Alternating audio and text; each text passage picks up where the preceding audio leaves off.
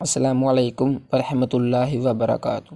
حضرت سلطان صلاح الدین ایوبی نے اپنے چاچا زاد بھائی خلیفہ الصالح کے امیر سیف الدین کو خط لکھا۔ ان دونوں نے صلیبیوں کی مدد کی اور سلطان صلاح الدین ایوبی کو شکست دینے کی سازش کی تھی۔ صلیبی یہی چاہتے تھے، انہوں نے حملہ کیا، الصالح اور سیف الدین نے ان کی مدد کی۔ صلاح الدین ایوبی نے ان سب کو شکست دی۔ میر سیف الدین اپنا مال و متاع چھوڑ کر بھاگا اور میر سیف الدین کو حضرت سلطان صلاح الدین ایوبی نے اس مضمون کا خط لکھا: تم دونوں نے کفار کی پشت پناہی کر کے ان کے ہاتھوں میرا نام و نشان مٹانے کی ناپاک کوشش کی، مگر یہ نہ سوچا کہ تمہاری یہ سازش عالم اسلام کا بھی نام و نشان مٹا سکتی ہے۔ اگر تم مجھ سے حسد کرتے تھے تو مجھے قتل کروایا ہوتا۔ تم مجھ پر 2 قاتلانہ حملے کر چکے ہو، دونوں ناکام رہے۔ اب ایک اور کوشش کر دیکھو، ہو سکتا ہے کامیاب ہو جاؤ۔ اگر تم مجھے یہ یقین دلاؤ کہ میرا سر میرے تن سے جدا ہو جائے تو اسلام اور زیادہ سر بلند ہو جائے گا، تو رب کعبہ کی قسم میں تمہاری تلوار سے اپنا سر کٹاؤں گا اور تمہارے قدموں میں رکھ دینے کی وصیت کروں گا۔ میں تمہیں صرف یہ بتانا چاہتا ہوں کہ کوئی غیر مسلم مسلمانوں کا دوست نہیں ہو سکتا۔ تاریخ تمہارے سامنے ہے، اپنا ماضی دیکھو۔ تم جنگجو قوم کے فرد ہو، فن سپاہ گیری تمہارا قومی پیشہ۔ ہر مسلمان اللہ کا سپاہی ہے، مگر ایمان اور کردار بنیادی شرط ہے۔ میں تم سے درخواست کرتا ہوں، میرے ساتھ تعاون کرو اور میرے ساتھ جہاد میں شریک ہو جاؤ۔ اگر یہ نہ کر سکو تو میری مخالفت سے باز آ جاؤ، میں تمہیں کوئی سزا نہیں دوں گا۔ اللہ تعالیٰ تمہارے گناہ معاف فرمائے۔ اور اسی طرح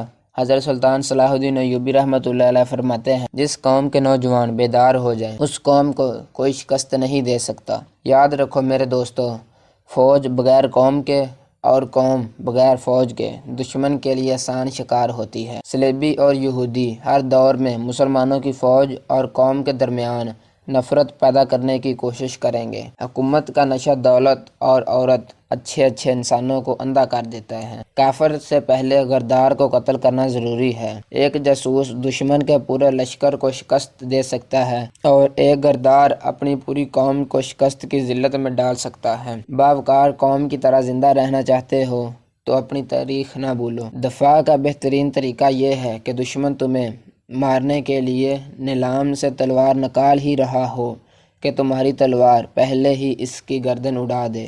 وہ اگر کل حملے کے لیے آ رہا ہو تو تم اس پر آج ہی حملہ کر دو۔ اگر ہم کفار کے طوفان کو نہ روک سکیں تو ہم مسلمان بلکہ بغیرت ہو جائیں گے، اور اگر اسلام کا دفاع اس طرح کریں کہ دشمن کے انتظار میں گھر بیٹھے رہیں اور جب وہ حملہ کریں تو اپنے گھروں میں ہی اس کے خلاف لڑیں، پھر فخر بھی کریں کہ ہم نے دشمن کو پسپا کر دیا، تو یہ ہماری بزدلی کا ثبوت ہوگا۔ جس طرح آج بیت المقدس میں مسلمانوں پر ظلم ڈھائے جا رہے ہیں، جس طرح کشمیر میں مسلمانوں پر ظلم کیے جا رہے ہیں، آج پھر ہمیں ایک صلاح الدین ایوبی کی ضرورت ہے۔ اللہ تعالیٰ امت مسلمہ پر رحم فرمائے، آمین۔